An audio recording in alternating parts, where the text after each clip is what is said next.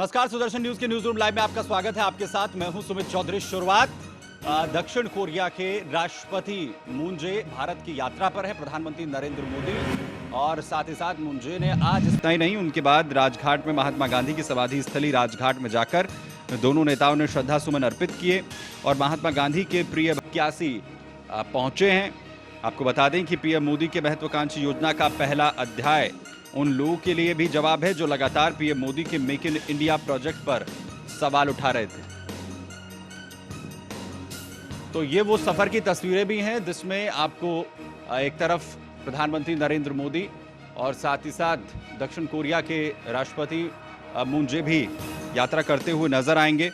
दक्षिण कोरियाई राष्ट्रपति के साथ प्रधानमंत्री की ये सेक्टर 81 नोएडा तक की यात्रा का सफर है और इसके बाद उद्घाटन सैमसंग कंपनी के सबसे बड़े प्लांट का ये दोनों करने जा रहे हैं। इससे पहले गांधी स्मृति का भी जो दर्शन है वो प्रधानमंत्री के साथ दक्षिण कोरियाई राष्ट्रपति ने किए हैं।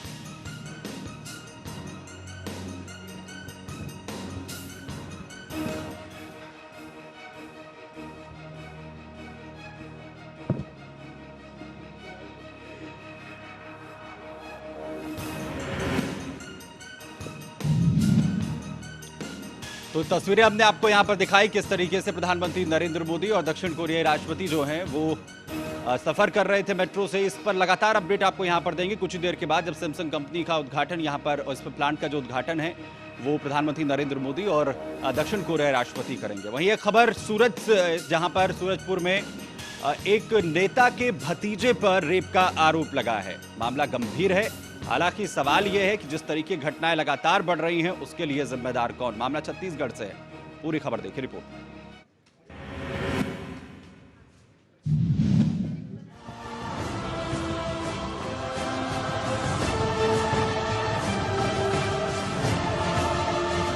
ये मामला छत्तीसगढ़ का है, जहां एक युवती ने प्रदेश के गृह मंत्री के भतीजे पर शादी का झांसा देकर यौन शोषण करने का आरोप लगाया है।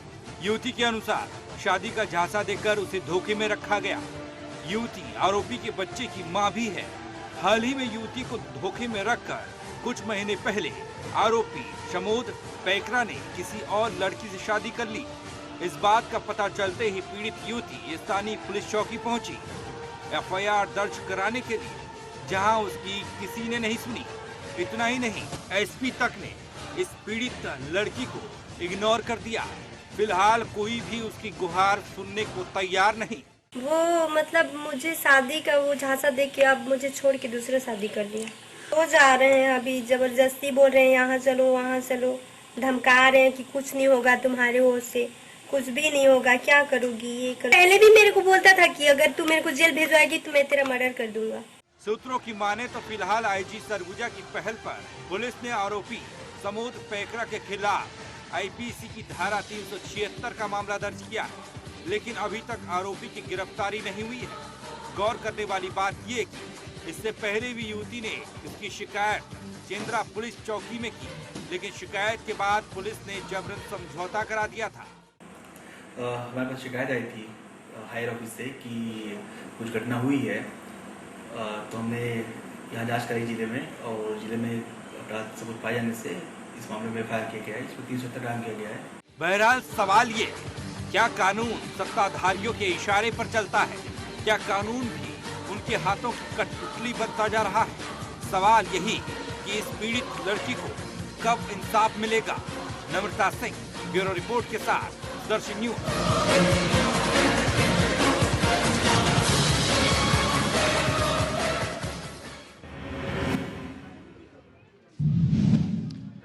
उधर 16 महीने पूरी पुरानी सरकार यानी उत्तर प्रदेश सरकार पर सवाल उठ रहे हैं। सवाल है एनकाउंटर को लेकर, और ये एनकाउंटर इस बार जो हुआ है वो हुआ है बागपत की जेल में।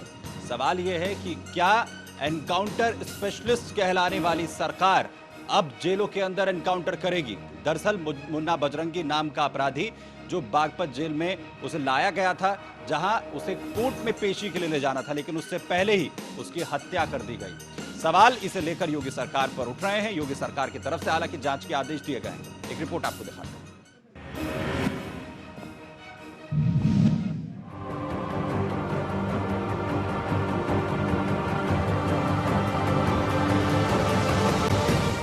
पूर्वांचल का कुख्यात डॉन प्रेम प्रकाश उर्फ मुन्ना बजरंगी की बागपत जेल में हत्या कर दी गई है। पूर्व बसपा विधायक लोकेश दीक्षित से रंगदारी मांगने के आरोप में आज बागपत कोर्ट में मुन्ना बजरंगी की पेशी होनी थी। मुन्ना बजरंगी को रविवार झांसी जेल से बागपत लाया गया था। उसे तन्हाई बैरक में कुख्यात सुनील राठी और विक्की सुहेड़ा के साथ रखा गया था। जेल में माफिया डॉन की हत्या से पुलिस प्रशासन में हड़कंप मच गया है। पुलिस पूरे मामले की जांच में जुट गई है। मुन्ना बजरंगी का असली नाम प्रेम प्रकाश सिंह था। उसका जन्म 1967 में उत्तर प्रदेश के जौनपुर जिले के पूरे दयाल गांव में हुआ था।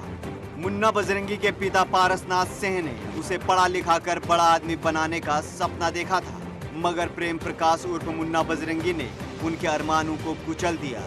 उसने 5वीं कक्षा के बाद पढ़ाई छोड़ दी। किशोरावस्था तक आते आते उसे कई ऐसे शौक लग गए थे जो उसे जुर्म की दुनिया में ले जाने के लिए काफी थी। मुन्ना को हथियार रखने का बड़ा शौक था। वो फिल्मों की तरह एक बड़ा गैंगस्टर बनना चाहता था। यही वजह थी कि 17 साल की नाबालिग उम्र में ही उसके खिलाफ पुलिस ने मुकदमा दर्ज कर लिया। जौनपुर के सुरेही थाना में उसके खिलाफ मारपीट और अवैध असलाह रखने का मामला दर्ज किया गया था। उसके बाद मुन्ना ने कभी पलटकर नहीं देखा। वो जुर्म के दलदल में धंसता चला गया। उधर मुन्ना बजरंगी की पत्नी सीमा सिंह ने 10 दिन पहले ही बजरंगी की हत्या की आशंका जताई थी। सीमा सिंह ने कहा था कि झांसी जेल में बंद मुन्ना बजरंगी का एनकाउंटर करने का षड्यंत्र रचा जा रहा है। ऐसे में इस हत्याकांड के पीछे कई सवाल खड़े हो गए हैं, जिसके चलते यूपी पुलिस सवालों के घेरे में आ गई है। सूत्रों के हवाले से हमें जानकारी मिल रही है कि जेल में बंद कुख्यात बदमाश सुनील राठी के शूटर्स ने मुन्ना बजरंगी को गोली मारी है। प्रमुख गृह सचिव ने इस हत्याकांड की मजिस्ट्रेट जांच के आदेश दे दिए हैं। Bureau report, Sudarshan news.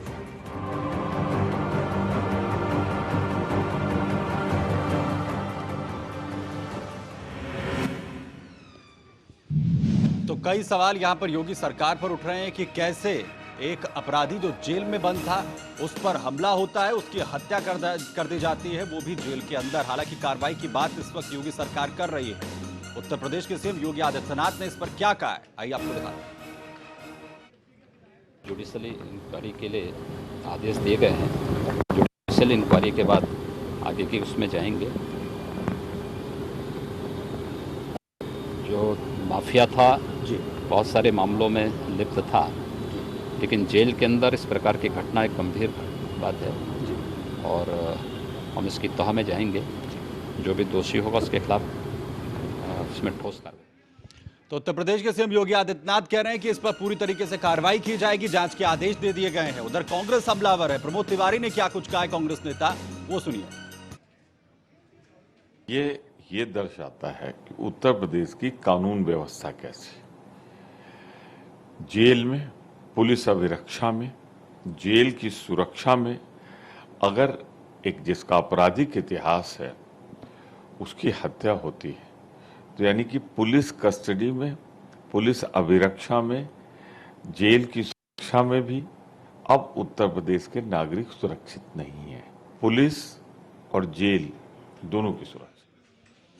तो खिलवाड़ से बताया जा रहा है योगी सरकार पर। जो पहले एनकाउंटर्स को लेकर सवाल उठ रहे थे, उस पर अब कहीं ना कहीं योगी सरकार यहां पर घिरती हुई नजर आ रही है। हमारे साथ हमारे इनपुट एडिटर संजय सिंह हमारे साथ इस वक्त मौजूद है। संजय, मुश्किलें बढ़ेंगी यहां पर योगी सरकार की, क्योंकि अब तक एनकाउंटर पर सवाल उठ रहे थे और अब स्थिति ये कि जेल के अंदर ही जो सजा याफ्ता हैं या फिर जो अपराधी हैं उनको वहीं मौत के घाट उतारा जा रहा है। देखिए, बेशक ये सरकार के लिए एक सोचनीय बात होगी कि जेल के अंदर अगर कानून व्यवस्था इस तरीके की है कि कोई व्यक्ति सिर्फ शिफ्ट हुआ था झांसी से बागपत के लिए और उतनी ही देर यानी मात्र 24 घंटे के अंदर उसको मार दिया जाता है, तो इसकी कहीं ना कहीं एक बड़ी प्लानिंग हुई होगी, पहले से ही इसकी प्लानिंग की गई होगी, तब ये अटैक हुआ होगा। तो योगी सरकार जितनी जल्दी इस चीज़ को सॉल्व करे, इस केस को सॉल्व करे कि आखिर इसके पीछे क्या कारण था, क्योंकि भले ही वो अपराधी था, उसका रिकॉर्ड बहुत अच्छा नहीं था, वो गैंगस्टर था, 10 लाख का इनामी बदमाश था, लेकिन फिर भी कानून के अंदर उसको सुरक्षा प्राप्त थी, जेल के अंदर वो सुरक्षित रहना चाहिए था। तो मुझे लगता है कि एक सोचनीय बात है। दूसरी बात, जहाँ तक इनकाउंटर की बात है, तो इनकाउंटर के लिए खुद कोर्ट ने योगी सरकार से पूछा है और सरकार उसका जवाब भी दे रही है कि जो इनकाउंटर हुए थे, जो लगातार सवालों घेरे में थे, उस पर सरकार का पक्ष क्या है। लगभग पूरे केसों में सरकार ने अपने जवाब दे दिए हैं और उसमें जो है यही माना गया है कि जो इनकाउंटर हुए हैं वो लगभग सही है। तो ये एक राहत की बात है योगी सरकार के लिए। लेकिन इसके साथ ही ये कहना कि सभी जो इनकाउंटर हुए हैं पुलिस उसको जो कर रही है इनकाउंटर वो सही है, ये भी कहना गलत होगा। लेकिन ये सवाल ये है कि आखिर जेल के अंदर हथियार कैसे पहुंचा और उसे अब तक हासिल तक नहीं किया जा सका। जी देखिए, क्योंकि मुन्ना बजरंगी की वाइफ ने 2-3 दिन पहले ही एक प्रेस कॉन्फ्रेंस की थी और उन्होंने शक जताया था कि उनके पति की हत्या हो सकती है और उसके बाद भी ये हत्या रुकी नहीं और हत्या हुई है। तो ये एक बड़ी प्लानिंग है और कहीं ना कहीं उसकी भनक थी, तभी जाकर उनको ये अंदेशा था कि उनके पति की हत्या हो सकती है और वो 3 दिन बाद वो सही साबित हुई। तो मुझे लगता है कि सरकार को इस बात के लिए तो पुख्ता जांच करनी चाहिए कि आखिर इसके पीछे कौन लोग हैं, किन लोगों ने ये हत्या कराई और क्या मोटिव था इस हत्या का, किसके कारण ये हत्या की गई है। तो बड़ा सवाल ये है कि पहले सवाल उस पर उठाया जाता है, उसके बावजूद भी जो है जो सुरक्षा है वो नहीं मुहैया कराई गई। बहुत शुक्रिया संजय हमारे साथ यहाँ पर जुड़ने के लिए। हमारे साथ हमारे आउटपुट एडिटर दिवाकर भी मौजूद है। दिवाकर, क्योंकि जैसे यहाँ पर संजय ने बताया कि पहले ही सवाल उठाया गया था, उनकी पत्नी ने कहा था यहाँ पर बजरंगी की उसकी मौत हो सकती है, उसकी हत्या की जा सकती है, उसके बाद जो है हत्या हो जाना, ये बड़ा सवाल नहीं है कि आप एक कैदी को प्रोटेक्शन नहीं दे पाए, जेल के अंदर हत्या हो गई। फिर बड़ा सवाल निश्चित रूप से है सुमित, लेकिन मुन्ना बजरंगी का जो मॉडस ऑपरेंडी रहा है, पूर्वांचल का एक कुख्यात बदमाश था। रंगदारी को एक उद्योग का दर्जा कैसे दिया जा सकता है, ये मुन्ना बजरंगी ने इस्टेब्लिश किया था। मुन्ना बजरंगी का खत्म होना ये एक बड़ी राहत की बात है, बड़े राहत की बात है, इसमें कोई दो राय नहीं। लेकिन जेल के अंदर उसको एक मुद्दे पर ऐसा बताया जा रहा है कि राठी गैंग के लोगों ने शूट किया, तो निश्चित रूप से इसमें कोई प्लानिंग हो सकती है। प्लानिंग के पीछे की रणनीति क्या है, इसका खुलासा होना बहुत ज़रूरी है। लेकिन मुन्ना बजरंगी एक अपराधी था और उसकी हत्या हुई। अगर रंगदारी मांगने के आरोप में ये बात होती है या रंगदारी मांगने का ये मामला है, तो इसमें कोई दो राय नहीं कि मुन्ना बजरंगी रंगदारी का एक्सपर्ट था मांगने का, और उसमें ऐसा हुआ होगा। और उसके पीछे ये जो गैंग वार चला, क्योंकि जेल के अंदर भी वो अपने गैंगस्टर्स वर्क करता था, और अगर ऐसा हुआ है तो ये घटना गैंग वार है उसमें जो जी। लेकिन जिसने गोली मारी, गोली मारने के पीछे की रणनीति क्या थी, इसका खुलासा होना क्यों जरूरी है, क्योंकि एक के मारे जाने के बाद जो दूसरा गैंग आएगा वो उसी स्तर का बदमाश होगा।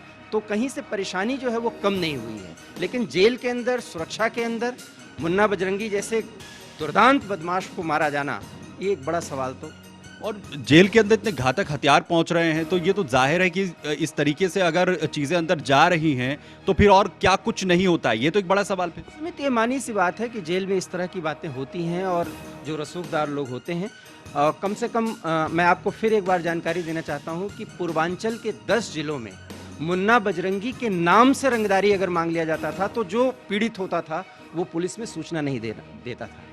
और जौनपुर में जहाँ ये पैदा हुआ है, बनारस में जहाँ इसकी गतिविधियाँ थीं, भदोही के परिक्षेत्र में जहाँ इसकी गतिविधियाँ होती थीं, वो बहुत कुछ जाना समझा गया है।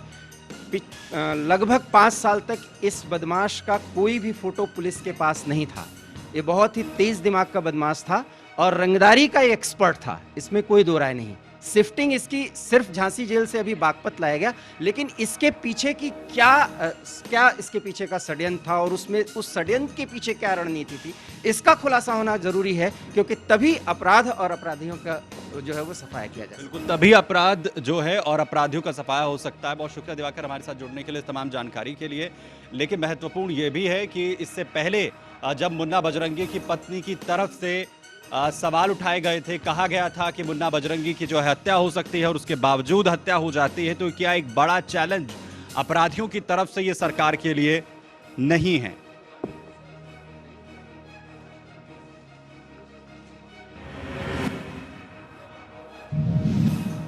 उधर थाईलैंड में फुटबॉल बच्चे जो हैं उनको बचाने की लगातार कवायद जारी है। दरअसल ये बच्चे गुफा में फंस गए थे और जिसके लिए युद्ध स्तर पर कई देश मिलकर ऑपरेशन चला रहे हैं। इसमें कामयाबी भी अब तक मिली है, 4 बच्चों को बचाया गया है और वहीं साथ ही साथ खबर यह भी है कि एक मिनी सबमरीन तक को ऑपरेशन के लिए अब उतारा जा सकता है। रिपोर्ट आपको दिखाते हैं।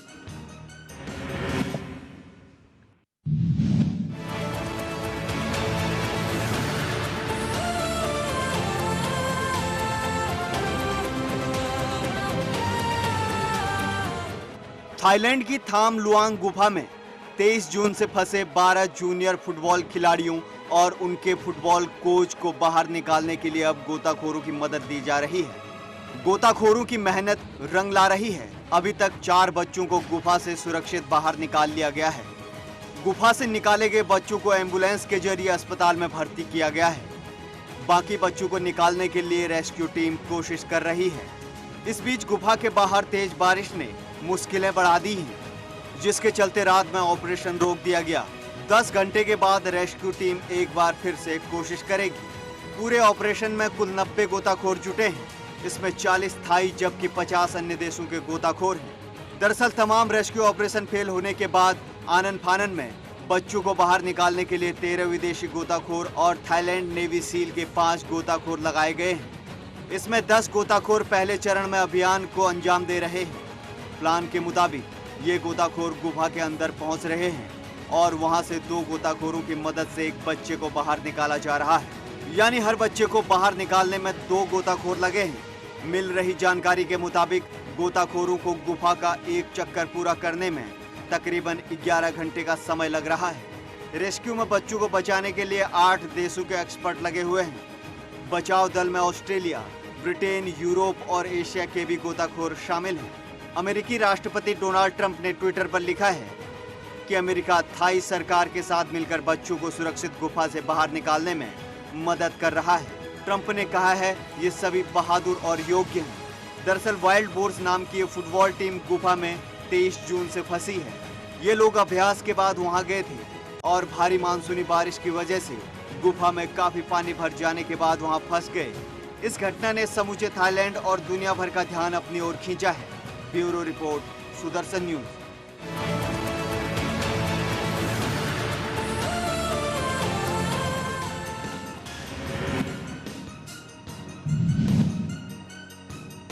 है और बच्चों को बचाने की कवायद भी और उसमें काफी हद तक कामयाबी भी इस वक्त मिलती हुई नजर आ रही है। यानी 4 बच्चों को बचाया गया है और आगे भी इसी तरीके से तेजी से इस ऑपरेशन को आगे बढ़ाया जाना है। वहीं आपको एक बार फिर से अपडेट दे दें, प्रधानमंत्री नरेंद्र मोदी और दक्षिण कोरियाई राष्ट्रपति मून आज नोएडा में मौजूद हैं और कुछ देर पहले की ये तस्वीरें जब राष्ट्रपति मून के साथ प्रधानमंत्री नरेंद्र मोदी ने यात्रा की मेट्रो की, जहां पर नोएडा के सेक्टर 81 तक का ये उनका सफर रहा। आपको बता दें कि नोएडा के सेक्टर 81 में दुनिया की सबसे बड़ी सैमसंग मोबाइल फैक्ट्री का उद्घाटन आज प्रधानमंत्री नरेंद्र मोदी और दक्षिण कोरियाई राष्ट्रपति मून करने जा रहे हैं, जिसके बाद 7 से 8 लाख फोन्स को डेली बनाया जा सकेगा और ये सबसे बड़ी यूनिट होगी जो इतनी बड़ी संख्या में मोबाइल फोन मैन्युफैक्चर करेगी एक दिन के अंदर। इस कैपेसिटी की कोई और कंपनी नहीं होगी। दरअसल इस दौरे से में प्रधानमंत्री नरेंद्र मोदी के साथ दक्षिण कोरियाई राष्ट्रपति मून ने गांधी स्मृति के भी दर्शन किए, जहां पर उन्होंने राजघाट पहुंचकर महात्मा गांधी की समाधि स्थल पर श्रद्धा सुमन अर्पित किए।